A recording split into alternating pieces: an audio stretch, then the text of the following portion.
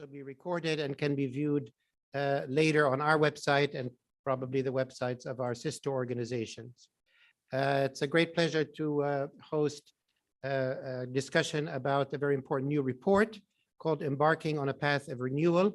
This report was prepared by the Commission on Stabilization and Growth in the Middle East and North Africa, and it's an honor to be partnered with the Economic Research Forum based in Cairo and Dr. Ibrahim Al-Badawi, who's with us here today, partnering on this event, as well as partnering with the Finance for Development Lab, which is a Paris-based think tank with participants from all over the world, sort of a network of economic and finance experts focused on building a fairer international financial architecture and marshaling financial sort of thinking and policy towards sustainable and inclusive development. From that institution, Dr. Shat Diwan, who is the research director, is partnering for this event. Those two institutions partnered on the launch of this report. The session today will feature a quick presentation of the main findings and recommendations of the report by Drs. Al-Badawi and Diwan, then a panel with esteemed colleagues from the World Bank and the IMF to discuss some of the economic and financial findings and recommendations, followed by a second panel looking beyond sort of the finance and macroeconomic issues. It gives MEI great pleasure to be hosting a lot of these economic and political economic conversations. Just 2 weeks ago, we hosted the launch of the World Bank's Middle East and North Africa Economic Update, and Dr. Roberta Gatti was with us there as well. And in September, we worked with UNDP to launch their new Arab Human Development Report.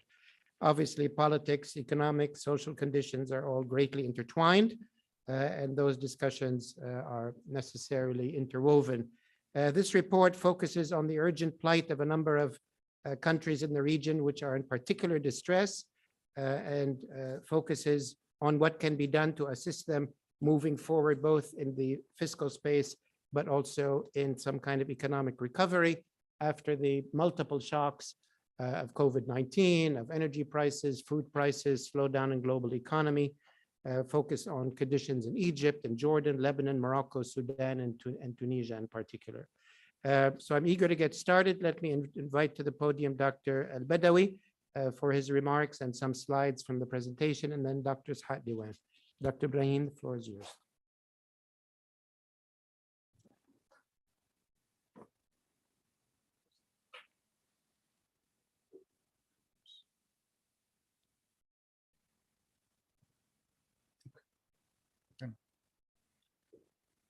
Thank you very much, Paul. It's really a pleasure to be here at the Middle East Institute, and we're very grateful for the opportunity to present our joint report, the Economic Research Forum and the Finance for Development Lab. This committee was constituted with the key objective of promoting the debate about the future of development for the MENA region, both from the perspective of the riskiness that entails development in the region, given the challenges we have, but then also the report and the mandate of the Commission is aimed at providing prospects, providing an opportunity to be hopeful in terms of the ability of the region to overcome the challenges and also to partake in the future of the phenomenal transformation that is happening in terms of technology, and also to be responsive to the social agenda and the environmental agenda in terms of the sustainability of the growth program. The report, which we'll present today, will be actually will give a kind of a regional perspective focusing on the big issues, but then it will also motivate detailed case studies that will be developed in the individual countries by leading researchers and policymakers former policymakers from these regions.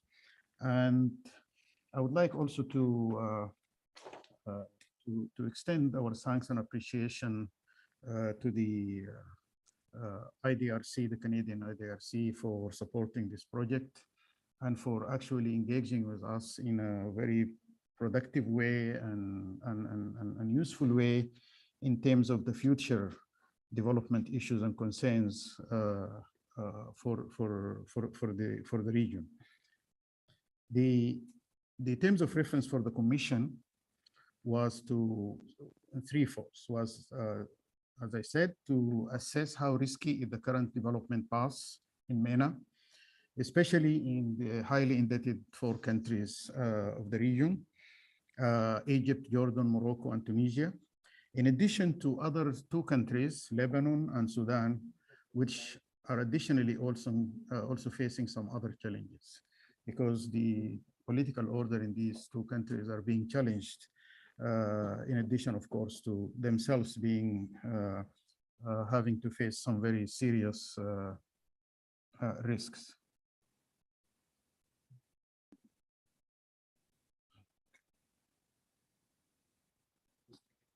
Yeah. Okay.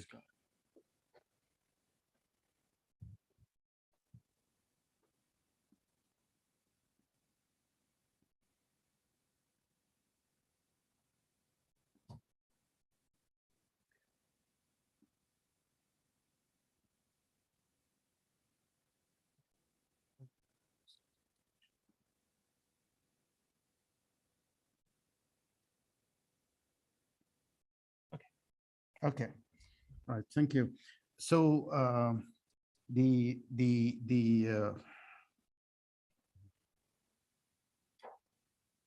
move up.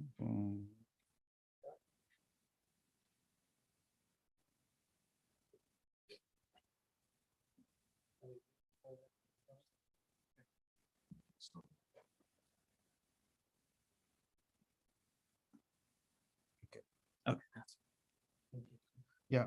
So this is the first fundamental issue about the macro stabilization and the issues associated with the debt. And then the question is how to avoid financial crises and recessions and initiate and sustain inclusive and more sustainable growth, emphasizing the importance of growth. And then the third fundamental issue, what reforms are needed? Debt workouts and stabilization measures, innovative economic, social, and climate-related structural reforms, and improvement in governance and state capacity. Two fundamental features, I already mentioned one of them, is that the Commission was tasked with the responsibility and expected not to shy away from addressing the political choices that confront the MENA societies, because realistically, actually, reforms is deeply political issue and requires confronting these issues, openly and transparently and objectively. And of course, as I just said, this report will be followed by in-depth case studies. The Commission itself is composed of leading researchers and policymakers from the 6 countries. And very quickly, I'll mention Nisreen Barakat and Omar Razaz from Jordan, Leila Baghdadi and Mustafa Nabli from Tunisia, Ishaq Dewan and Maha Yahya from Lebanon, Nada Isa and Ibrahim Al-Badawi from Sudan, Alia Mahdi and Mahmoud Muhiddin from Egypt, and then Karim Al-Innawi from Morocco. And all of these people are heavily involved in the research, the policy debate and discussions in their respective countries, as well as, of course, they are leading contributors to the ERF network and FDL as well. There are 4 key messages that I would like to briefly highlight. The first key message is that the current path would definitely lead to financial crisis if not addressed. However, austerity-only adjustment will lead to social crisis. So there is an important message here that austerity without growth is very risky from the perspective of the social and political stability. The second message is that IMF program, and we're happy, of course, to have Jihad with us here, as well as Dr. Masoud Ahmed as well. And hopefully they will say something about this. So the IMF programs is very important. That work out will be an important task for them, but they are not likely to be sufficient. We need a national renewal plan, credible enough to ignite growth. Ishaq will hopefully find time to elaborate a little bit more on this. The third message is considerable growth potential exists, which is this is a hopeful and an inspiring message of the report that there is need for a pro-growth macro, need for modernizing the state, democratizing the private sector and the private sector market, and also there's huge potential of deploying the digital technology and other advances in the high-tech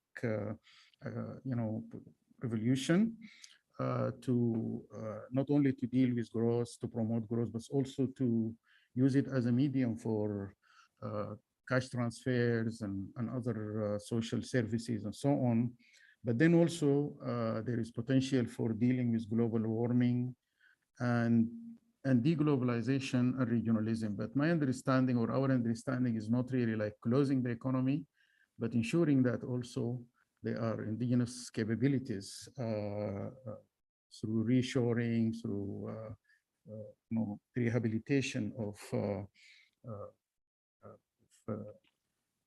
global value chains at the regional level, which entails rethinking the regional cooperation to support the national development agenda. Finally, the fourth message is that economic reforms are eminently political, as we said. We need to entice opposition and engage them and mobilize support and to generate trust and confidence in the future.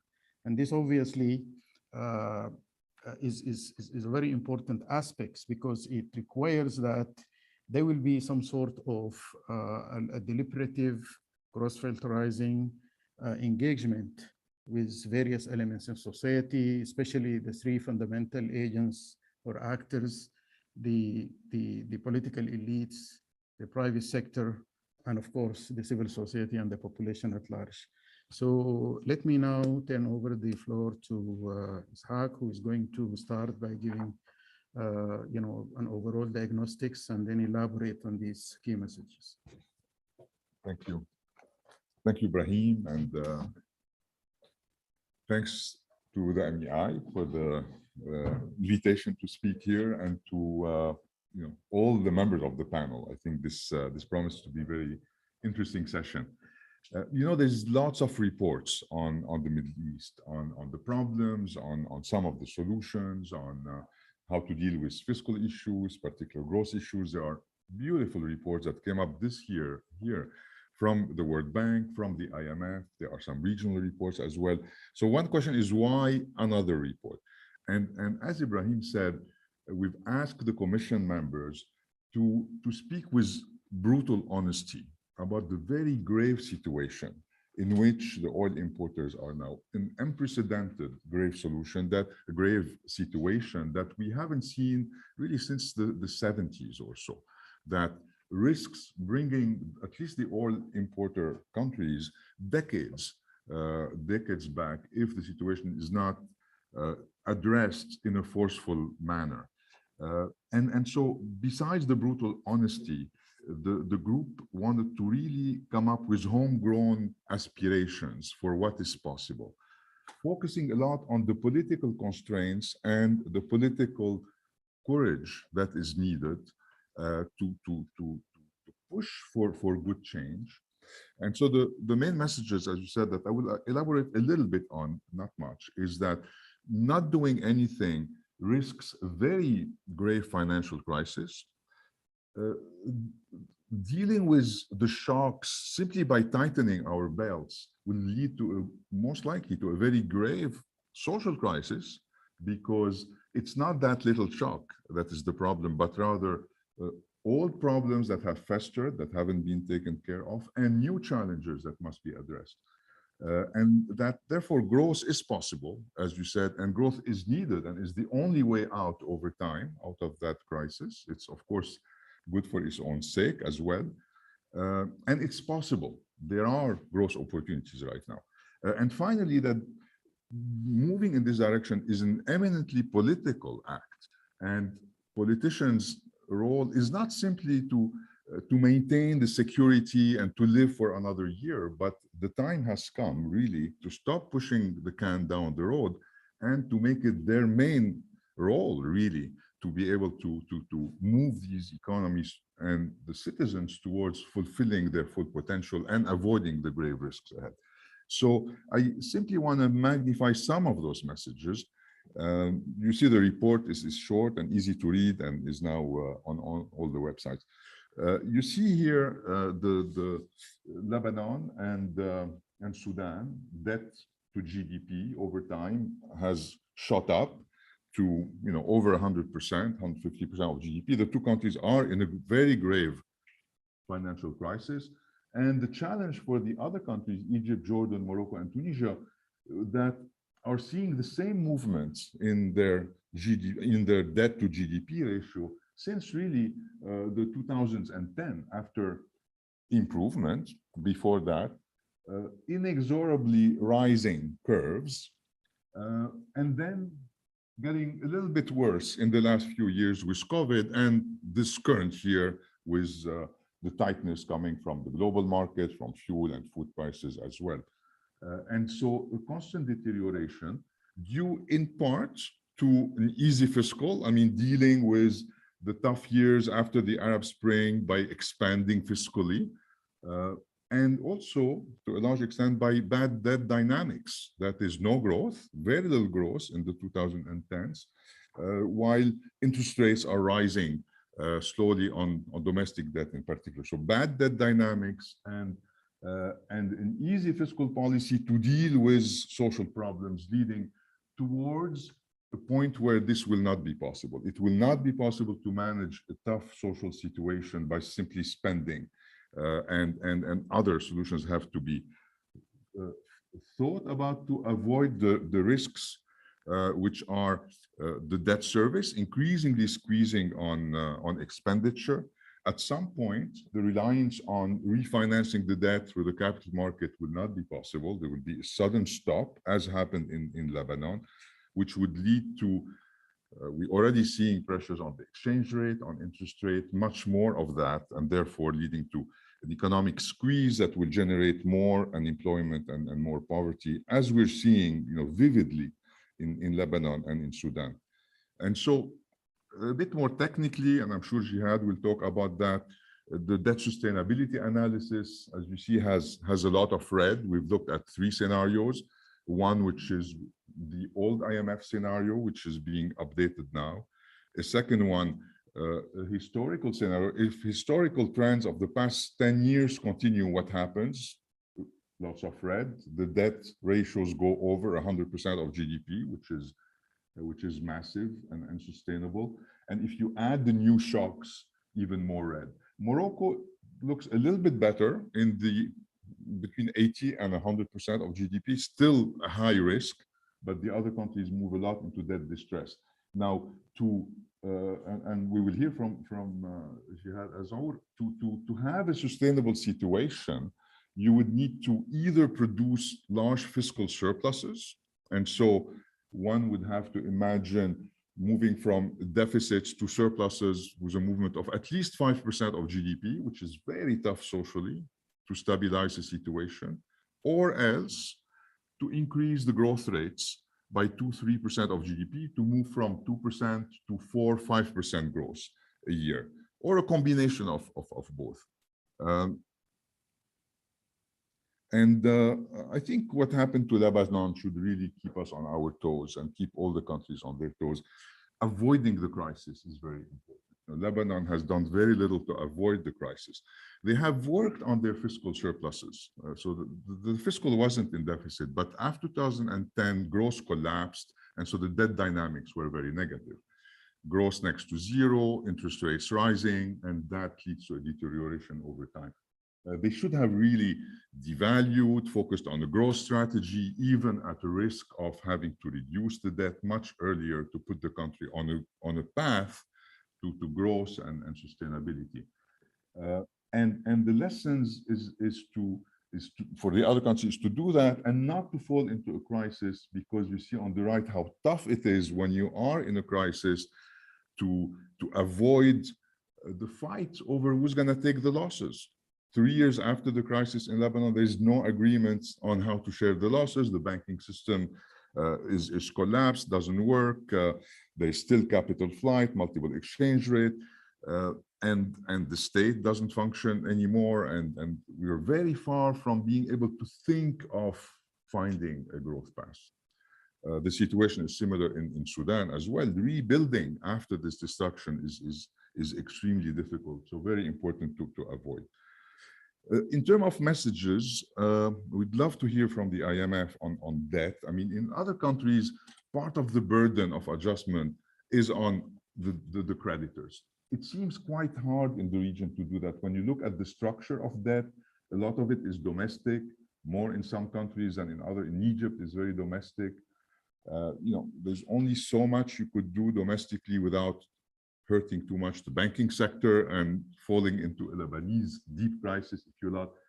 The external, a lot of the external debt is with multilaterals that do not take haircuts, you know, in Tunisia in particular. The bilateral is not very high, and the commercial debt is there and will put a lot of pressure, and it's expensive, but it's not terribly high either. So it's clear that at some point some workout will be needed, but it will be difficult to do and will not bring a lot of gains. And so it poses the question of how to bring new finance really to get growth going again, as we will discuss. And we will argue that you need actually very courageous movement on a pro-growth agenda in order to clean up this and be able to attract new finance. But most importantly, I think our key message is the main difference will have to be made by domestic efforts. The saving rates are among the lowest in the world in our region by now. The labor force participation is among the lowest in the world. The tax revenues are very low. The environment has been such that nobody gains by putting efforts, innovate, work hard.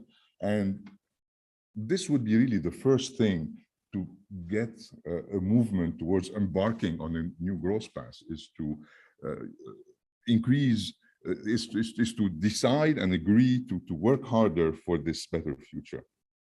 The second message is, I mean, the core message therefore is that inaction will lead to crisis, but austerity alone, this 5% movement, will be super destabilizing from a social perspective because of two reasons. We've had 10 years of social aspirations and demands and riots that were stopped by COVID, but could come back any moment. And more importantly, the social situation is very poor, poverty has risen, unemployment is very high.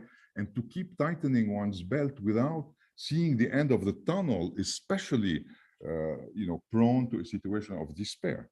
So the goal of a growth strategy is also to bring back hope so that one accepts a short-term sacrifice for some gains in the future. And so we say growth is the only solution, and the fear is really of a vicious cycle otherwise. So on IMF support, absolutely necessary, but since we're in Washington, the question really for us is how to have a broader national program that the IMF and the World Bank can support, that focuses on stabilization and growth and manages to be generous and attract funding for this new strategy, but with tighter conditionality so that we're not pushing the can down the road for another year or 2 years, but really starting to deal very seriously with the situation. So the 3 pillars of such a strategy are clearly, some fiscal adjustment is necessary. We're not saying no austerity. We're saying an austerity-only strategy is not the right one. But part of the strategy got to be to cut expenditure and to move expenditure to the right lines, most importantly. Secondly, to ignite growth. And thirdly, to muster the political will to do it. This table shows you what's possible. I mean, you have the growth rates in the 2000s, in the first column, which you could compare to the growth rate in the last decade. They are less than half. So growth has collapsed. And part of the reason, the important part, is total investment has collapsed. Partly public investment because of budget constraint, but also private investment, which is at the lowest we've literally ever seen it in Egypt and in Jordan and in Tunisia as well. So the confidence in the economy, the will to invest is also very much down. And so a big push is needed to change private sector expectations so that they have hope in the future.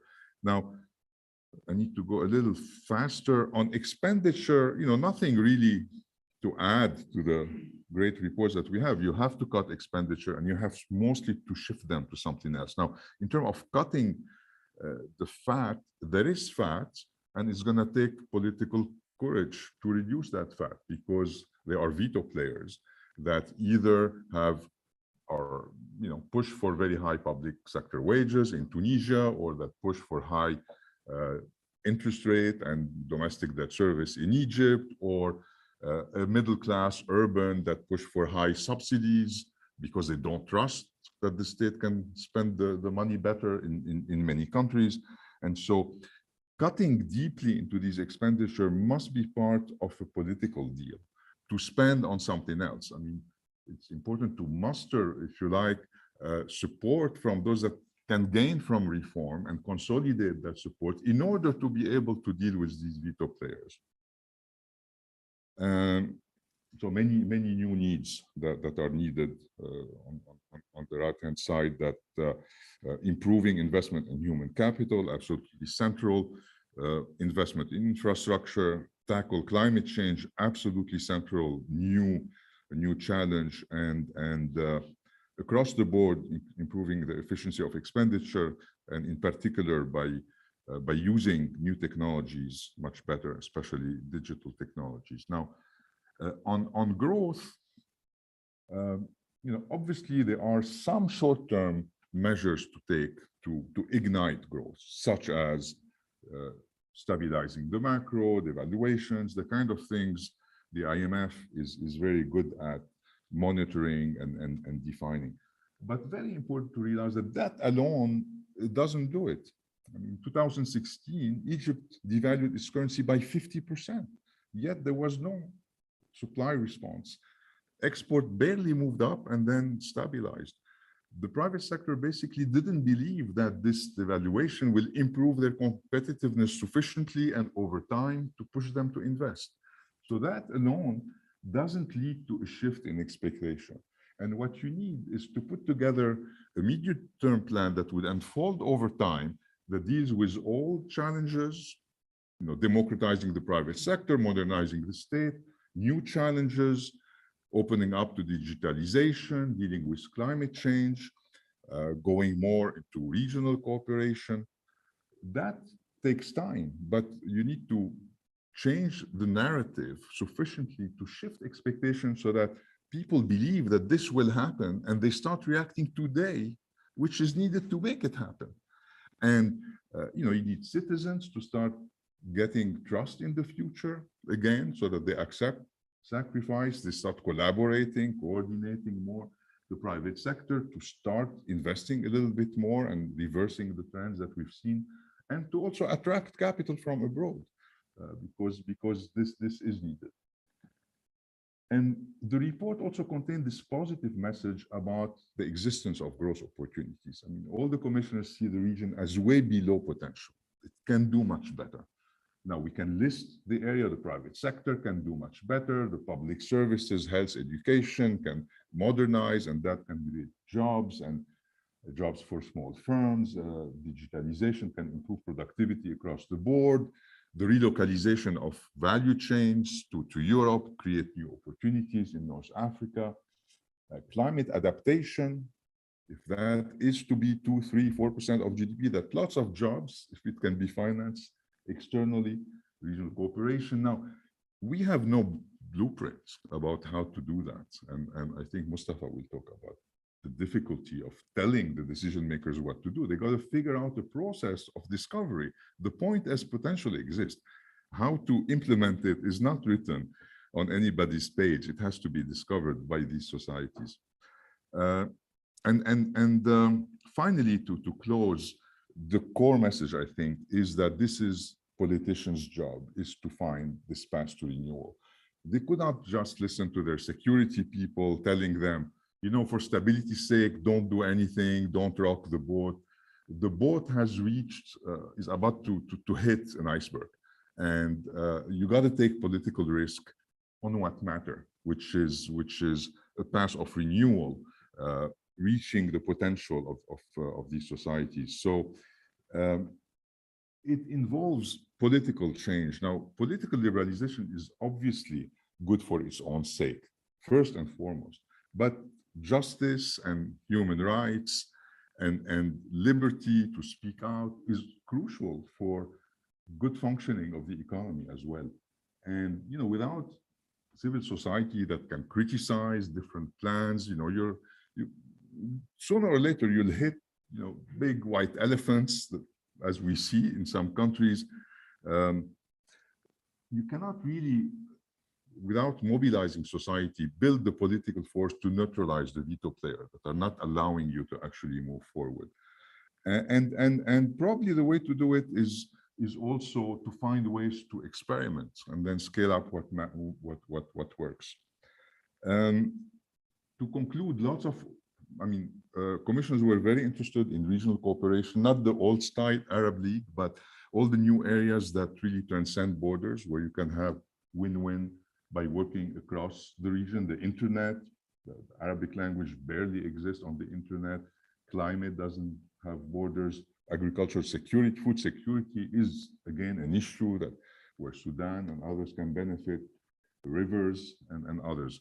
And other programs. So just to conclude, this report is not a blueprint, is aspirational. And it's meant to open up debates in society so that there is more effort into thinking about the risks ahead and what else can be done, but also to mobilize the region to have more voice in the international debates that are now shaping the new rules. And we'd love to hear later Masoud talk about that as well. Thank you. Thank you, Dr. Diwan. And I'll invite the panel and Dr. Ibrahim and Dr. Ishaq to join us on the podium here.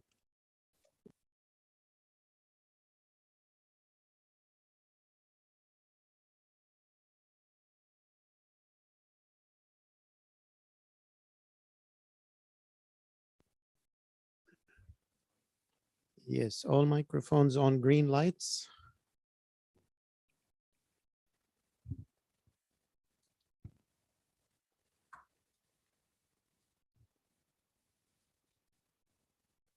Well, thank you, Dr. Ibrahim and Dr. Ishaq, for presenting the report. I'm sure many people have already read as much as they could of it, or those people online either have or will read it after the session. There's a lot of material there, but thank you for presenting the main points. We have two panelists to join us in conversation from the World Bank, Dr. Roberta Gatti. She's the chief economist of the Middle East and North Africa region at the World Bank. And 2 weeks ago, with you and your colleagues, launched the World Bank's report. And I know you want to comment a bit about the interconnectivity between the findings there and the findings and recommendations of this report. We're also joined by our friend, Dr. Jihad Azrour, the director of the Middle East and Central Asia Department at the IMF. The IMF has been mentioned a lot in this presentation and report, and I'm sure Jihad has a lot to say. Let me start with you, Roberta. There's a lot of findings and recommendations in the report as I was reading this and recalling the report that you yourself and the team at the bank launched. There's a lot of interconnectivity between the necessity for reform, necessity of going beyond the usual methods. But give us your top line reactions and thoughts on this report and how it relates to the bank's work. Thank you, Paul, for having me here, and many congratulations to Dr. Ibrahim and Dr. Ishaq and the whole commission for a frank and really thoughtful report. It shows that it's been written by people who understand the region deeply and love it. And on top of it all, it's even short. So I really recommend that anyone who's interested in understanding the challenges of the region reads it. Now, we were here 2 weeks ago to discuss the current outlook for the region and how it connects to the pre-existing vulnerabilities of the region. So let me just say 3 things about the current outlook. So this is a year where the region is actually growing quite strongly at 5.5% is the fastest growth rate since 2016. But what we see, it's a bifurcated growth, and the bifurcation happens because of oil prices, and oil exporting countries are growing very strongly, while the prospect of oil importing countries, if we look at the change in expectations for the growth forecast, have been worsening over time. Why so? Because of these two sort of big trends that have happened due to these overlapping crises, the pandemic and the war in Ukraine, the increase in oil prices and the increase in food prices. Now, oil prices benefit some, so we see this unevenness across the region, but higher food prices are detrimental to all because our countries are food importers.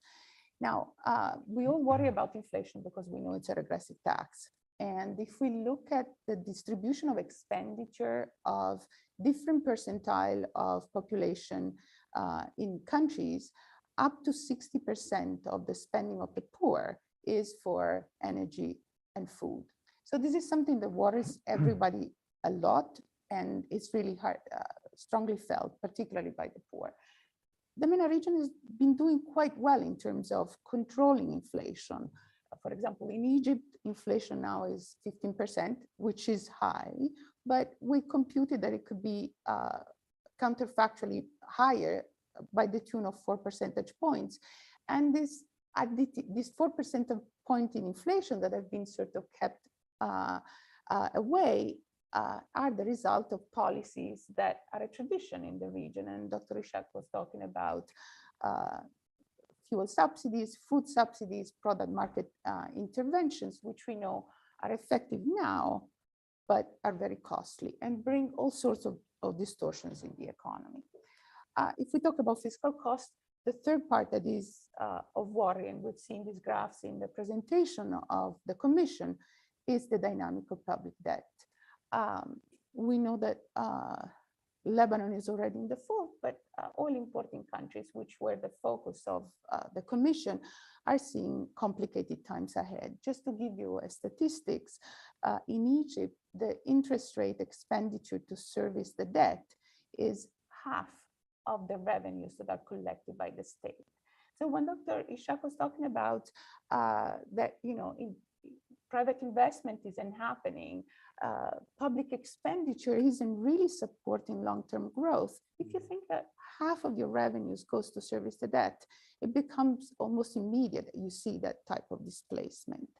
Now, what we see now in oil importing countries is the product not only of the shocks today, but also vulnerabilities that have accumulated over time.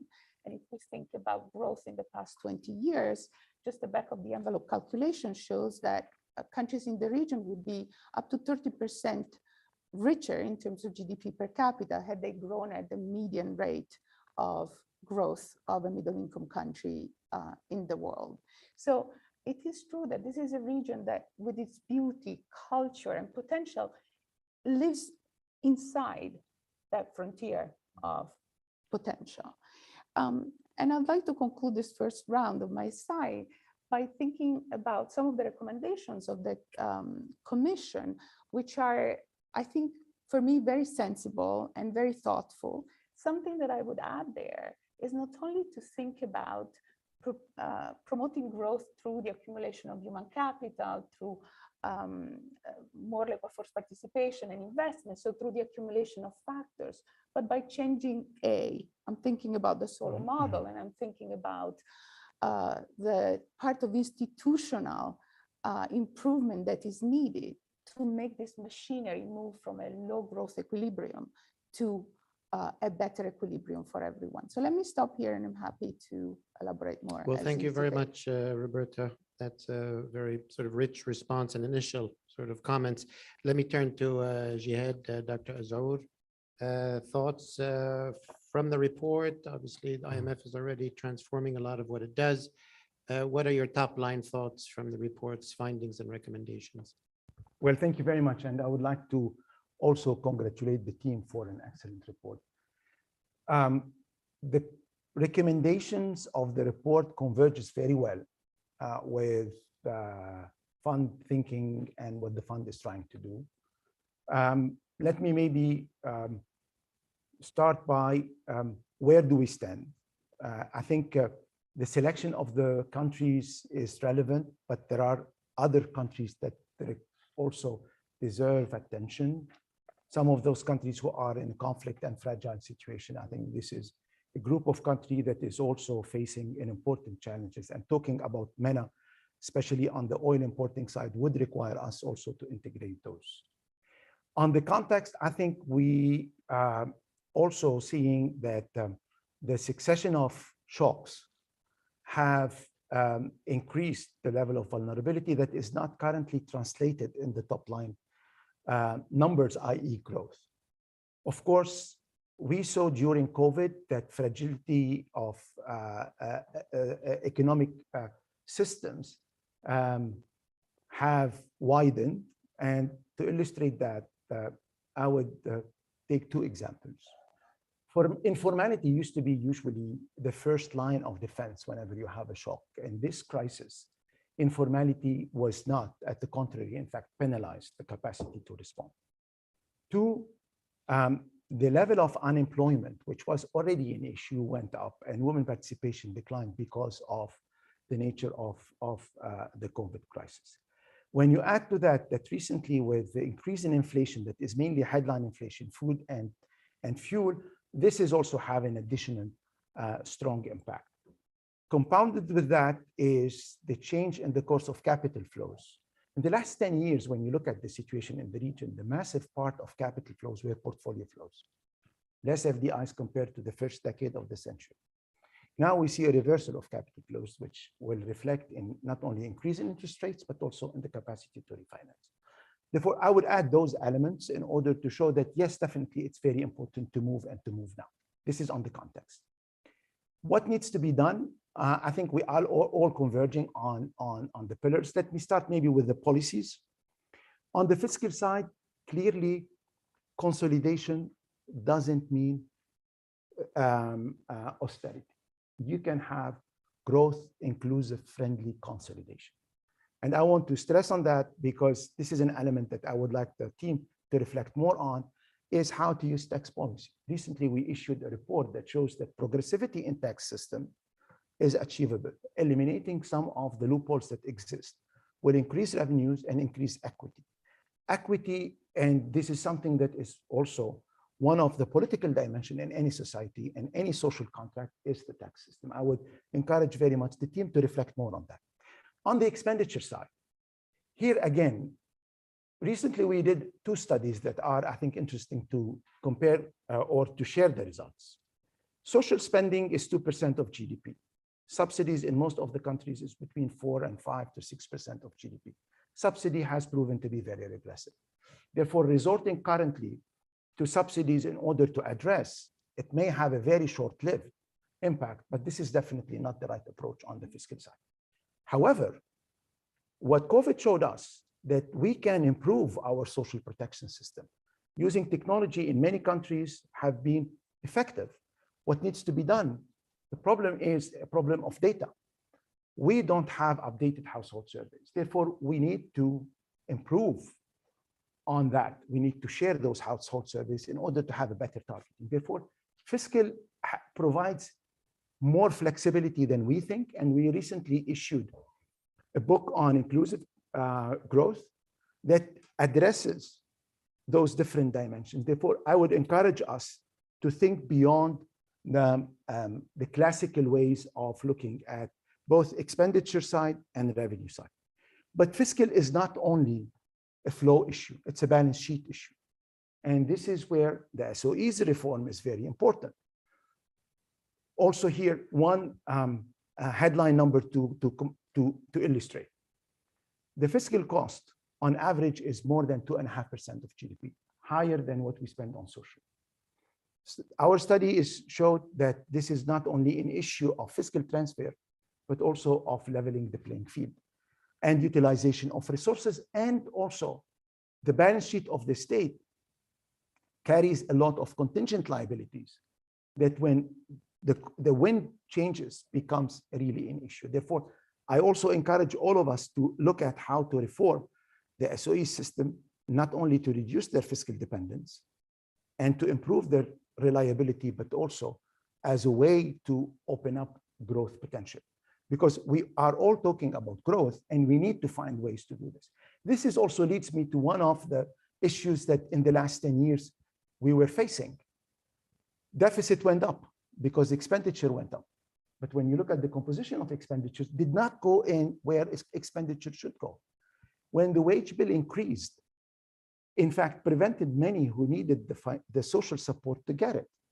It eroded education, it eroded spending on health. And during COVID, we paid the price for it. Therefore, I think it's very important also to, and this is highly political, to have the courage to say those reforms require political capital and need to be made. Therefore, on the how, this is on the fiscal. But again, some of those countries have been subjected to external shocks. And here the monetary policy has to play. When I heard devaluation in Egypt, in fact, we moved to a flexible exchange rate. And the flexible exchange rate required to have a monetary policy that used the monetary policy tool. Therefore, I think we have to move from fiscal only to use all the tools of macroeconomic policies. Fiscal, financial, monetary, as well as also real. On the financial, one of the issues that the region is facing is access to finance, that is limiting inclusion. On average, access to finance is between 3 to 4%, when in emerging economies is around 14 to 17%. Bringing this level to comparable levels is in itself will bring huge inflows to the system and compensate for the crowding out, especially that recently we see that the nexus between state and the financial sector has increased, i.e. the financial sector is now holding more and more public debt. Reducing issues that require some, integrated policies. Women's participation is really an issue. If we only reduce the cap by 50%, we have windfall of more than $1 trillion in the next 10 years. Therefore, I would encourage us to look at policies in broader perspective, see how they integrate, understand that those policies to work need to have capacity and need to be well communicated. I think this is also one of the issues that we are all facing and faced in the past. Who should do it? Let me start with us. The program of the fund, the programs of fund are short-term in nature. And usually they attract the reader for their fiscal side, not for their structural side. If we take the case of Jordan, Egypt, Tunisia, there are a lot of important structural reforms that were introduced, including on the social transfer, Takaful and Karama, all the shift in the subsidy utilization to be more targeted. This is part of the program. To have specific measures, for example, related to women's participation, those are issues that are in the program. But unfortunately, all the focus is on the short-term stabilization and much less on the transformative dimension of our programs. The second issue that we have in our programs, our programs are between 3 and 4 years. The transformation requires a couple of decades.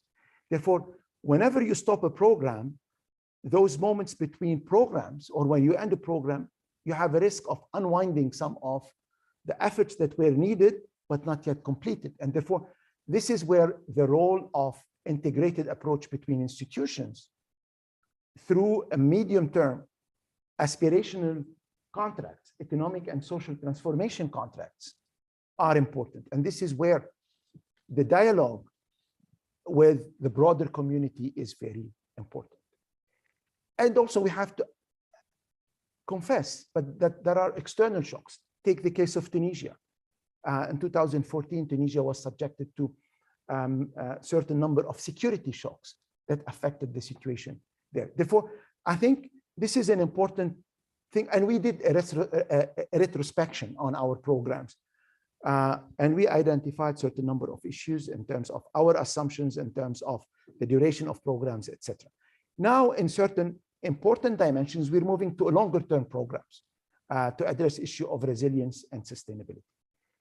But I think what we need is a more framework approach and a better donor coordination and better coordination between what institutions could do, bilateral do, and the private sector can do. Therefore, this is on who. There is another dimension of the who that is very important. Currently, we are at the point where if we move too little, too late, we will repeat something that happened in the past. The urgency of the moment is not reflected in the numbers, but for those who know the region well, know that this is a moment that requires special attention. And we urge decision makers to look at, how to not lose opportunity now, use the resources that are maybe scarce, but to move very quickly. Last point, which is mentioned and had, I would say, special feature in the report, which is debt. I think the countries we have here are in different nature. We have two countries who are already in debt restructuring, Sudan and Lebanon. Sudan is in the HIPC process. Lebanon is in somewhere in between, agreeing on the policies and moving into the action. While others are in different situation, and their debt is different. All of them has a debt issue, but dealing with it requires different instruments and different policies. And this is where I think it's very important to take them case by case. Yet there are certain number of important elements. Fiscal is not enough. Confidence now plays an important role in order to allow the fiscal dominance and therefore allow for a wider range of sources of financing. Two, the regional cooperation is very important. We see interest in providing assistance and support. And I would say that gradually the integration or the coordination between bilateral and what the multilaterals are providing, including us as a fund, has improved. We need to strengthen this framework. And also we need to make sure that it is a reform-based. Of course, each shock requires a different solution. In 2020, when we provided immediate support, we provided it because countries needed it immediately, and therefore it was not attached to conditions.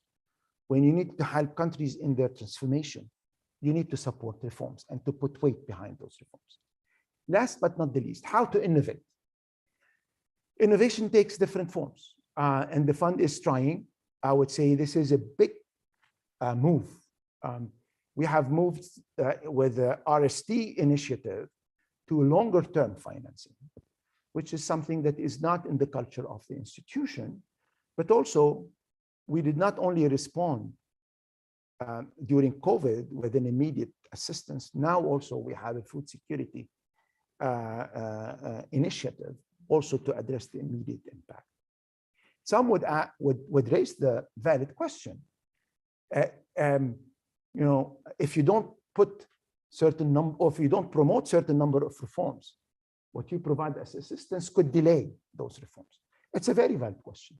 And I think this is where we need to have maybe, like we are trying to do with our conflict and fragile states, a kind of a medium term collaboration framework. We need maybe to mainstream this also with other countries, whereby the relationship or the coordination or the cooperation goes beyond programs. I'll stop here because Thank I you. see that you brought your mic up. I brought my mic up, yes. We are running extremely short of time.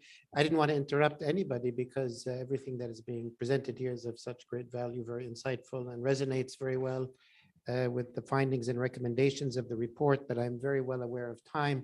We do want to move on to our next panel, since we still have basically 30 minutes of this session. But I did want to turn, if you have any final comments or remarks, Dr. Ibrahim or Dr. Sha, from what you've heard from the World Bank and the IMF briefly, before we turn to the last panel. Also, Roberta, if you have any comments, and I see from your face that you do. Let me turn to Sha and Ibrahim first, and then Roberta. I'm afraid we might not have time for audience questions, but you can catch our speakers here in the hallways and ask them. Dr. Ibrahim, any thoughts? Yes, thank you, Paul. I think this is, these are very thoughtful and relevant responses from both Roberta and Jihad. And I think this should be a start of a conversation with the scholars and policymakers in the region along these lines. And I'm particularly impressed by the idea that the IMF should be thinking about broadening the engagement beyond the particular program of adjustment. I think that's very important. And I know already the World Bank is, of course, is much more tuned to this idea, given the wider engagement of the World Bank with the region. Yeah. Thank you. No, I mean, this is music to our ears. I think the pieces of the puzzle are well understood, and the institutions are doing their job very well. What is missing is a social debate in the countries. It's the thoughtful discussion in the country, which you could help with much more brutal honesty. I mean, you speak of the gravity of the situation, but your documents don't speak so much, don't ring the alarm sufficiently, given the actual gravity of the situation. And civil society, the private sector need to really get mobilized to be able to play their role.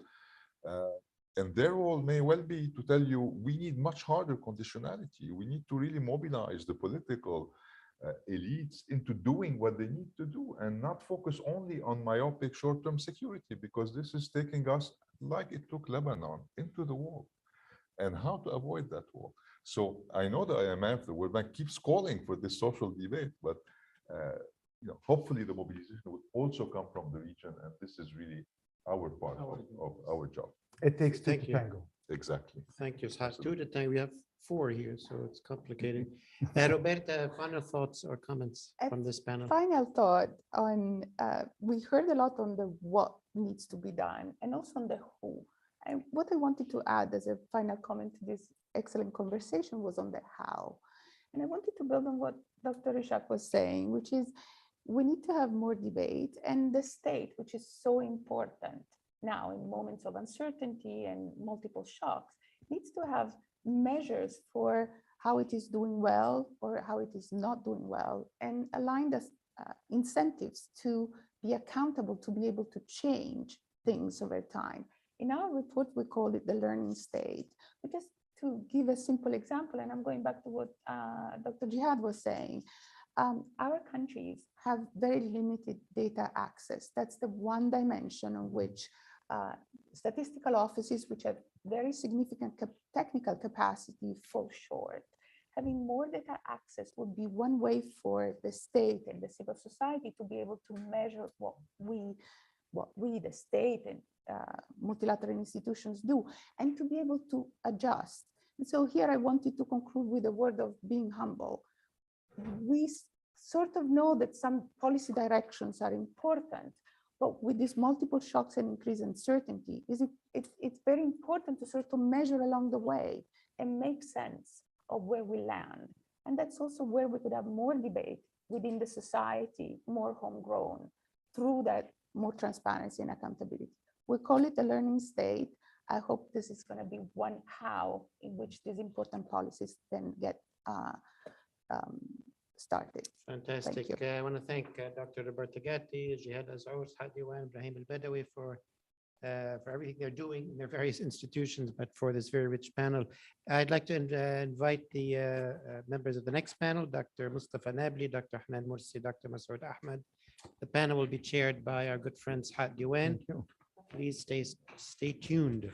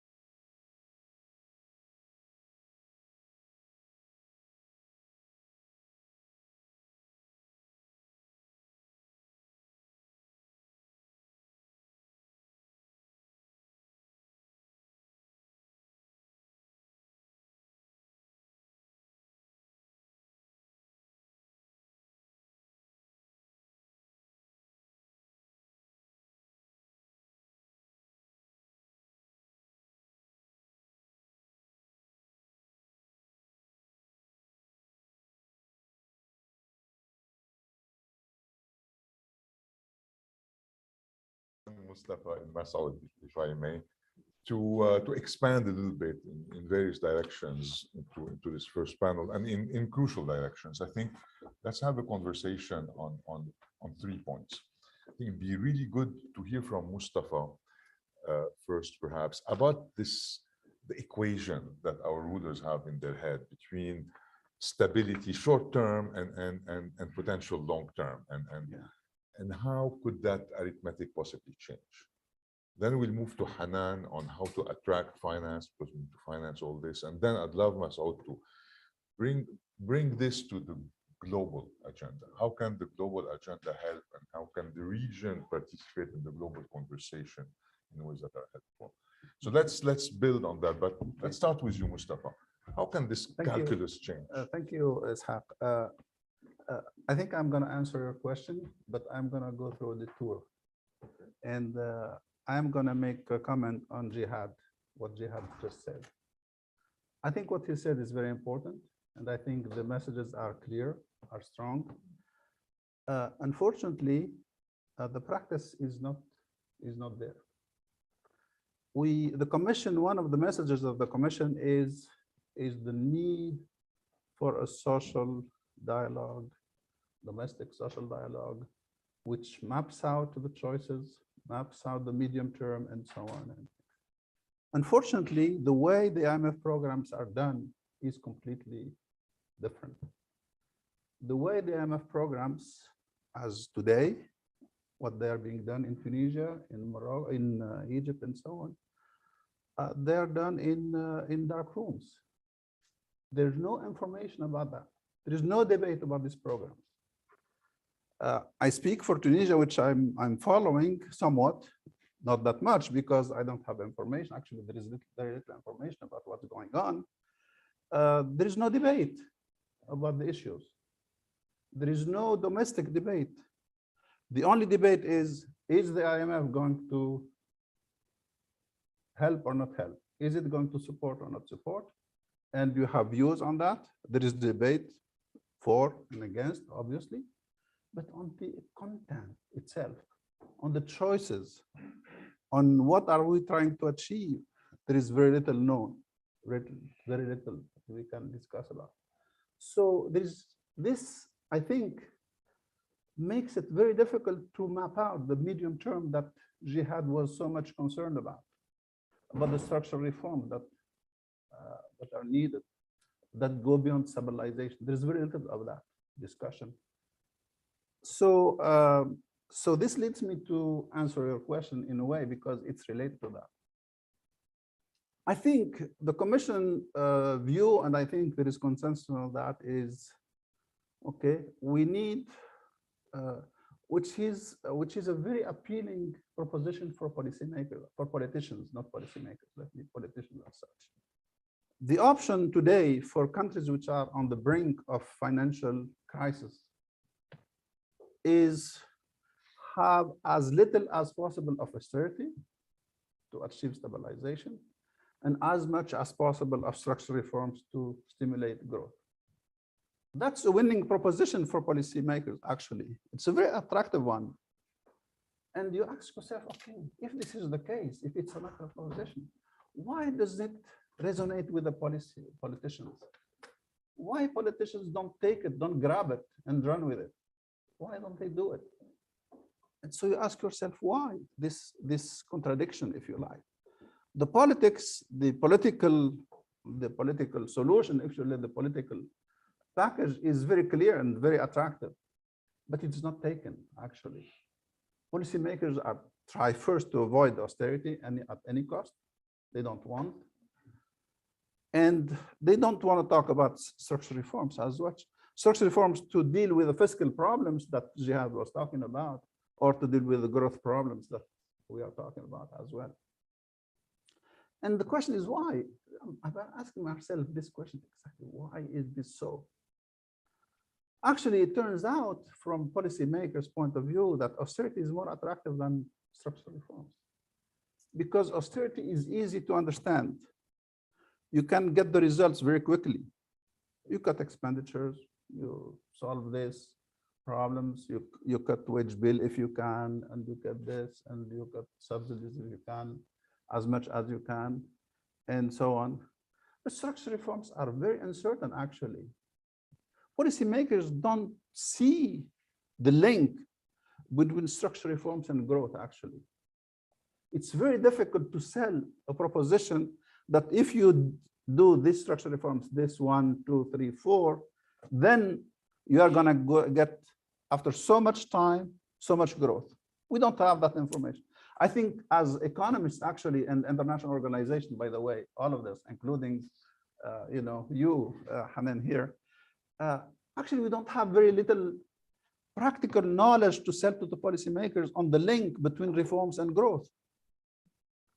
We have some idea, we know that structural reforms eventually will produce growth. We know that, okay.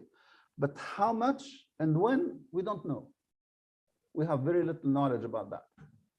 And we, as economists, we have been failing to provide that, that argument, that thing that can motivate and make policymakers grab the package and run with it. Policymakers are risk averse. They don't want to rock the boat. They don't want to create disturbances for the system. So status quo is the preferred solution.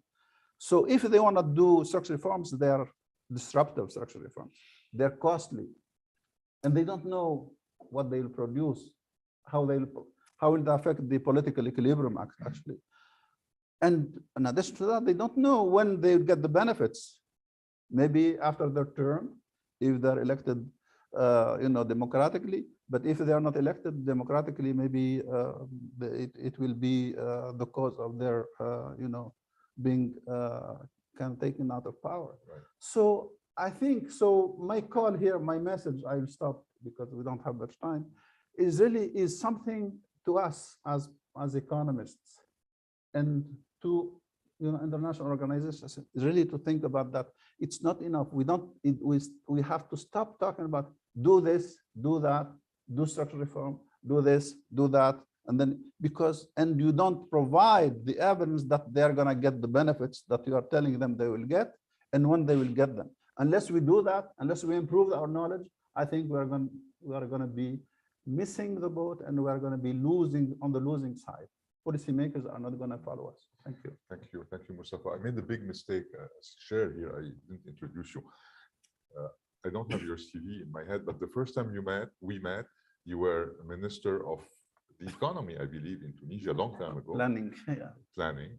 And then you were Chief Economist for the Middle East region at the World Bank, the next time I met you, I think. Yeah. And now you are in Tunisia. You were recently head of the Central Bank. You're very involved in domestic debate. You wrote a book and a second book. You ran for presidency. You want to change that country. And I know that Jihad too keeps calling for social debates. I mean, policy is risky all over the world. So I think if we get to a second round, I want to ask you, how come the political parties don't put pressure to on politicians, on the ruling regimes to focus on the economy and to innovate. So let's try to get to the second round. Hanan Morsi, we met, you were at the EBRD. I know you were before at the IMF. Then we met through Zoom several times. You were high up at the African Development Bank. And now you're in Addis Ababa, very high up, very close to the top of the UNECA. And so you're focusing very much now on African issues and on debt problems in particular. So when you look at the debt issues that we talked about a little bit here, and then we ask ourselves, we need actually capital flows to get these economies closer to their potential. And of course, as Roberta said, much more efficiency in the use of capital. So how do you see potential progress given this complicated balance sheet? Thank you, Isha. It's a pleasure to be here. I think perhaps let me start by the context where we got here, and the context of how we got to the debt levels that we arrived at is actually a global context that was actually characterized by very low, historically low interest rates.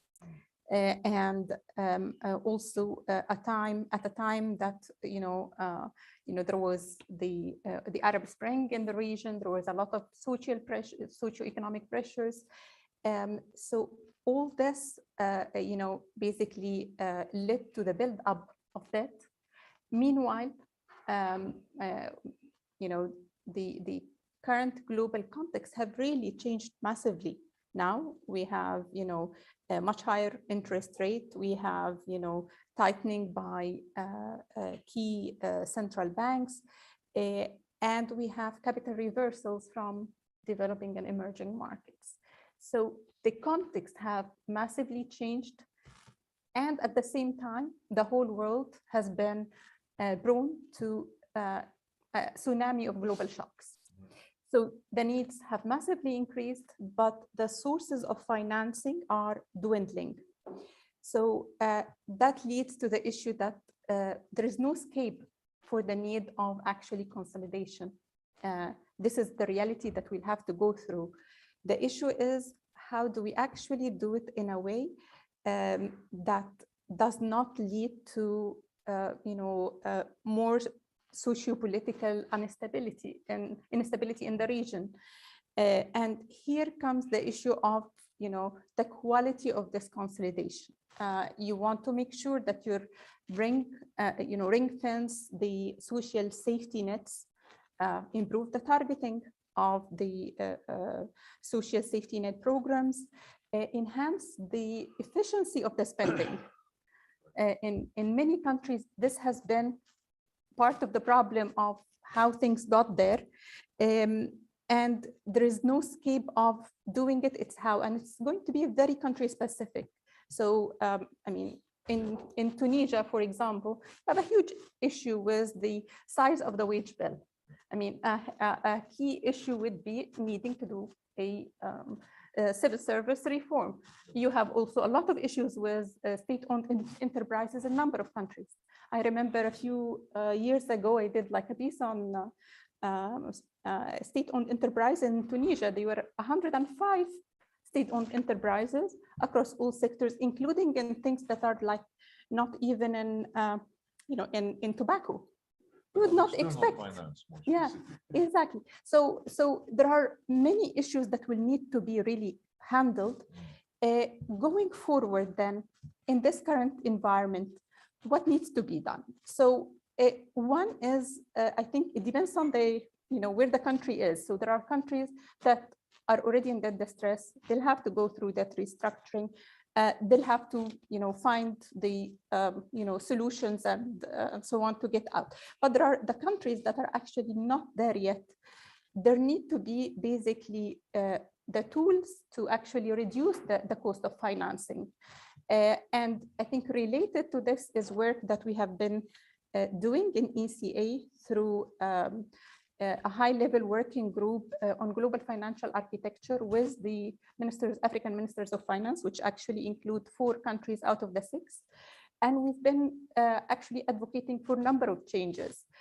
Some of them are related to, things at the IMF, for example, and which actually affect two of these countries, issues of waiving surcharges. So if these countries, number of them will need IMF programs, the current design actually, because of the size of the financing that they will need, they will, it will significantly increase the cost of their financing because of that. For example, for Egypt, it's almost leads to double the cost because of this, double of the cost of servicing that debt, according to the calculation. If that surcharges, if they reach the level by which these charges apply. So this has been one of the asks, but also there were a number of other things that relate to the current architecture. So, the eligibility for G20 common framework. Middle income countries are not currently eligible. You need to have tools that actually enable you to handle the issue before you hit the wall. You need to have eligibility or application, upon application of a G20 common framework, that you have a debt standstill. Yeah. So there is actually a framework by which actually you can see some sort of a time-bound process that encourages countries to get in, but also there is increasingly more interest across African countries, including also in Egypt, to look into instruments such as debt for climate swaps, right, green finance. And there is, huge potential for the continent to do more of that, but we need to have the international mechanism to support it, meaning a lot of the cases that have been done so far have been for small countries. Mainly, a lot of the finance or the concessional elements came from NGOs. To bring it to scale, you need this to be supported at a higher level. Perhaps one of the things that we also put forward in the discussion with ministers and later on in discussion with management is the issue of thinking about the RST tool at the IMF as a catalyst, and sustainability exactly, funds, as a catalyst, how it can be as a catalyst to actually bring further green finance, right, either through innovative products or through this debt for climate swaps, a sort of like guarantees, credit enhancement elements that would be much needed. I can talk more, but I know I want to make sure absolutely. that. No, I mean, this is super. You took us from the local to the global, which is where I wanted to take Masoud Ahmed. Thanks for being with us. First time I met you, you were my director of research in the research department of the World Bank long time ago. And then you moved through the whole world, right? To the IMF, to England, to DFID, right? And now you have your hands on the core global issues that Hanan talked about at the Center for Global Development, where you have an amazing program. The same way the Middle East Institute has an amazing program on the Middle East. So what would you want to say to respond to Hanan in terms of what the changes in the global architecture that are needed for the Middle East to also help itself out of the tough place in which it is, and how come we don't hear enough the Middle East voice in those global debates where you're a central actor? Thank you very much, Isaac. And we've had some really insightful interventions. So I'm going to be very brief and just pick up on 3 points, some of which are just picking up of what others have said. First thing I think it's worth saying, though, is just take a minute to think about what the world is going to look like over the next 2 years, because it's in that context that we'll be doing this conversation. And basically, this is a bad year. Next year will be worse. And we're going to have continued high inflation. Everyone's focus will be in the advanced economies on bringing inflation down. That's going to be #1 priority. So they're going to keep interest rates high. Financial markets will therefore not be very open to emerging markets, and growth's going to come down. There'll be recession in Europe. There'll probably be recession in the US. China's going to slow down a lot. So that's the big picture within which we're going to be looking at the Middle East for the next 2 years. What does that mean? I think it means for me is be realistic in terms of what you can get done. Europeans in particular are going to be very much focused on energy security for themselves. It's going to have a harsh winter, it'll be a worse winter next year for them. Their focus will be on Ukraine and the East. So we have to be realistic and we have to be opportunistic. And I think there are two areas of international debate which are going to move forward in the next 2 years. And that's where both of them are relevant for the Middle East. First is going to be around climate change, renewable energy, green finance. The IMF's got an RST, the Resilient Sustainability Trust. We're going to have half a dozen countries done by February. I'm not sure there are any Middle Eastern countries in the current list that I see. Maybe there'll be one. I think there's a World Bank is going to be shifting a lot of its energy and the MDBs onto green finance, on climate change, on what they can do to mobilize private money through guarantees and the like for climate. So I would say, you know, really this is an opportunity where if you want to push for trying to see some agenda for growth in the near term, put a lot of energy behind that. Second area is going to be debt. You know, debt we all talk about a lot. I spent a lot of my life worrying about debt issues and debt framework. Basically, we talk, but we don't act.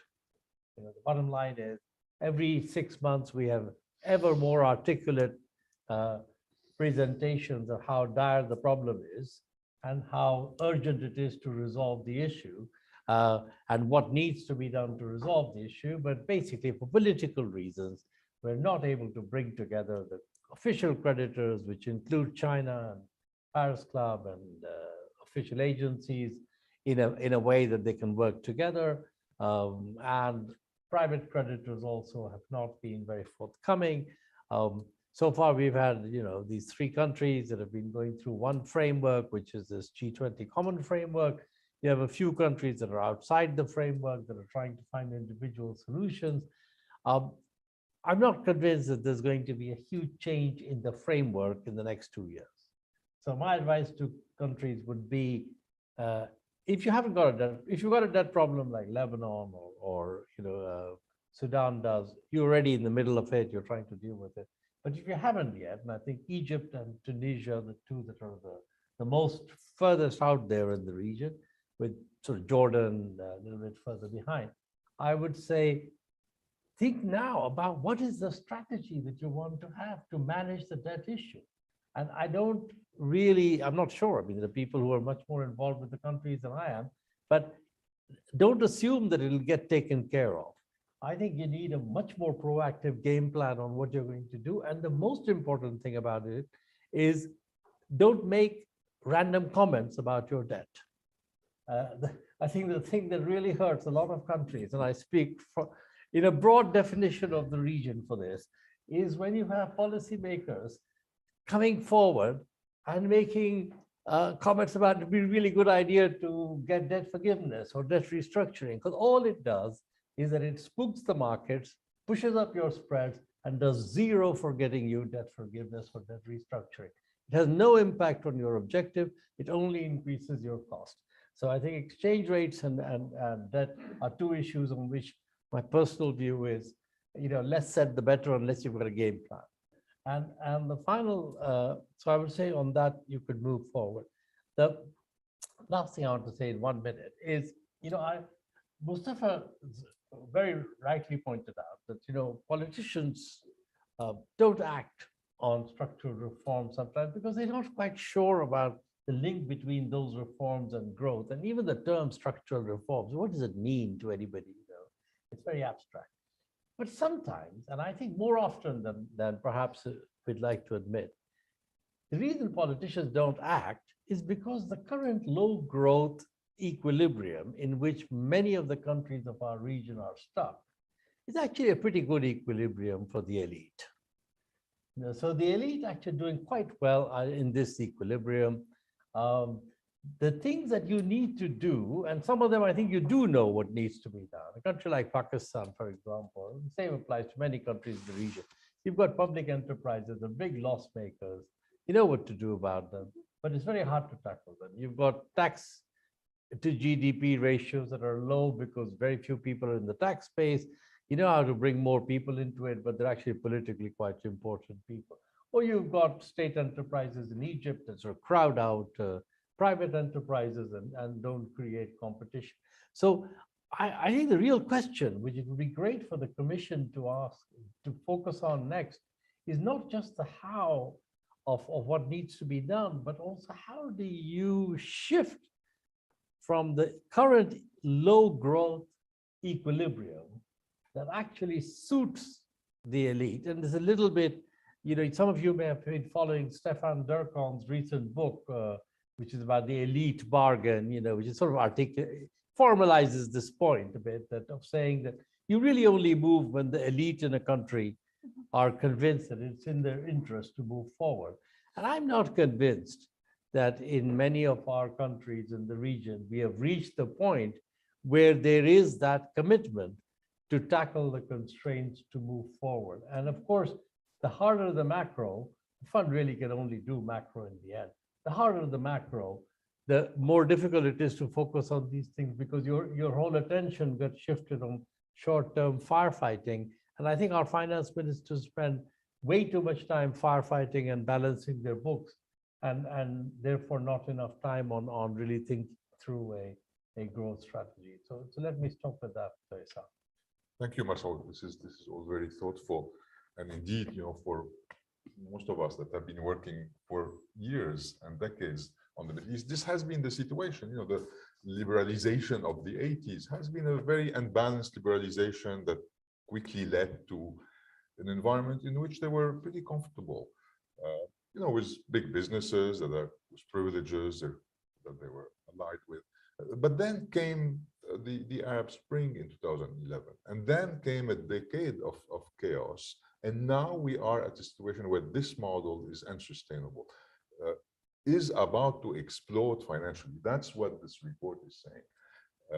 And the question now is whether these regimes can understand that way of doing business is not going to be available in the future. This low equilibrium will have to become a very low equilibrium, a la Lebanon, literally, for if no change happens. And so we're back maybe with a concluding thought, because I saw you were trying to think again about how civil society, perhaps Indonesia could mobilize to put pressure actually for politicians to think harder by themselves. And you don't need a blueprint to move. You need to put a process together that finds a solution, right? You need to focus on how to get out of this trap.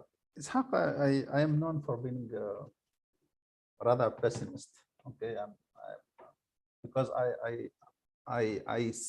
I see things the way they are really, and not try to. Now, you ask me why there is no pressure on politicians to move in the right direction. Well, I tell you, there is a lot of pressure on politicians to do things. But unfortunately for you and for me, they're not the ones that you think are the right things to do. The pressures that the politicians face are to do things that you think they should not do.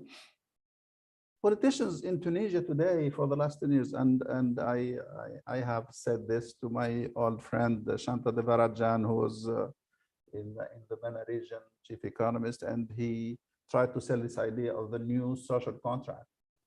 And the new social contract that he likes himself, that he has developed in the bank, that says, okay, we don't want the government to be on our backs politically.